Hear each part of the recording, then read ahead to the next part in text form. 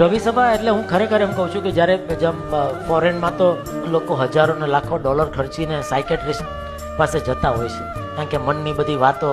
અમુક જે મૂંઝવણો હોય એ તમે ન કહી શકતા હોય ને તમને પ્રશ્નો અમુક મૂંઝવતા હોય, અને ત્યારે ઓલા પૈસા લઈ તમારી વાત સાંભળીને તમને એનું કંઈક નિરાકરણ આપે. તો અહીંયા આપણને એ ફ્રીમાં મળે છે, દર રવિવારે મળે છે કે તમે દર રવિવારે તમે ત્યારે જાઓ તો એ તમારું જેમ આપણે રોજ નાહીએ છીએ અને આપણા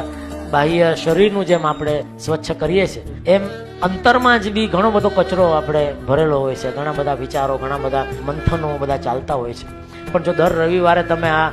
રવિ સભા ભરો ને અને પ્રવચન તમે સ્વામીના અલગ અલગ પ્રવચનો ચાલતા હોય, એમાંથી કોઈ એક કે બે વાક્ય પણ જો તમને એવું સંભળાઈ જાય ને એને તમે જીવનમાં ઉતારો તો ખરેખર તમારા જીવનમાં, તમારા વિચારમાં, તમારા વર્તનમાં એટલો બધો ફરક આવી જાય. એ તો હું પર્સનલી અત્યારે હું અનુભવું છું કે જ્યારે સત્સંગમાં નહોતો ત્યારે જે બધા